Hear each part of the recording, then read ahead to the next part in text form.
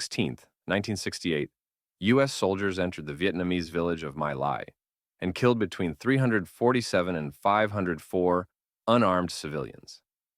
Most victims were women, children, and elderly people. Soldiers went hut to hut, shooting entire families, throwing grenades into shelters, and bayoneting the wounded. Many women and girls, some as young as 12, were raped before being murdered. One ditch alone held more than 70 bodies. Witnesses described mothers using their bodies to shield children, only for soldiers to fire through them both.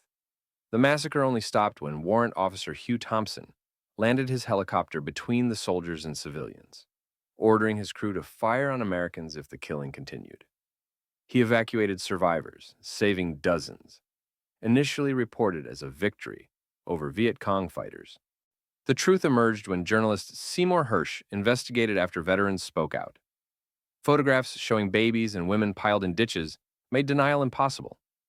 26 soldiers were charged, but only Lieutenant William Calley was convicted. Sentenced to life, he served 3.5 years under house arrest after President Nixon intervened. Captain Medina, accused of giving the orders, was acquitted. Kunduz Hospital Airstrike. On October 3, 2015, a U.S. gunship attacked a Doctors Without Borders hospital in Kunduz, Afghanistan, firing 211 shells over 30 minutes. The hospital had provided its exact GPS coordinates to the military days before.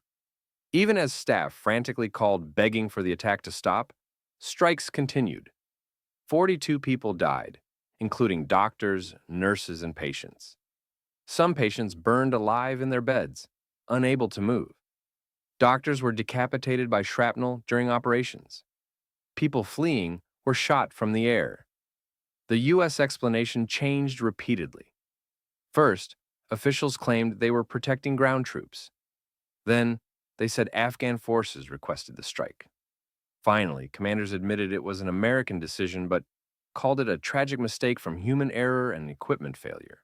And some officials claimed Taliban fighters hid in the hospital using human shields.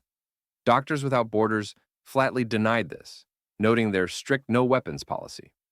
President Obama apologized, and 16 people received administrative discipline, but no criminal charges were filed. The Pentagon concluded that because it was accidental, it wasn't a war crime. Doctors Without Borders and the UN demanded independent investigation, but it never happened. Guantánamo Bay. Since 2002, the U.S. detention facility at Guantánamo Bay, Cuba has held terrorism suspects indefinitely without trial, using interrogation techniques widely considered torture. Of roughly 780 detainees held over the years, many were never charged with crimes. Torture techniques included waterboarding, extended sleep deprivation, stress positions, extreme temperatures, sensory deprivation, and prolonged isolation. Detainees were beaten, sexually humiliated, threatened with dogs, and subjected to force feeding through nasal tubes during hunger strikes. The Bush administration claimed Geneva Conventions didn't apply and invented the term enemy combatant to avoid prisoner of war protections. Many detainees were sold to U.S. forces by bounty hunters in Afghanistan and Pakistan and had no connection to terrorism. Some were teenagers when captured. Mohammed al-Qahtani, suspected of being the 20th hijacker, was tortured for months. Interrogation logs show he was forced to perform dog tricks, deprived of sleep for weeks, and threatened with dogs. In 2009, a Bush administration official admitted his treatment was torture. Despite Obama's promise to close Guantánamo, it remains open. As of 2024, about 30 detainees remain, most never charged, some cleared for release but still held. Highway of Death. On February 26th to 27th, 1991, as Iraqi forces retreated from Kuwait on Highway 80, U.S. aircraft attacked the convoy for hours, destroying thousands of vehicles. The highway became known as the Highway of Death. American planes strafed the miles-long traffic jam with bombs, missiles, cluster bombs, and gunfire. Pilots described it as a turkey shoot. Thousands of Iraqi soldiers died, along with Palestinian and Iraqi civilians fleeing Kuwait. Exact casualties remain unknown, but estimates range from hundreds to several thousand. Many victims were burned beyond recognition in their vehicles.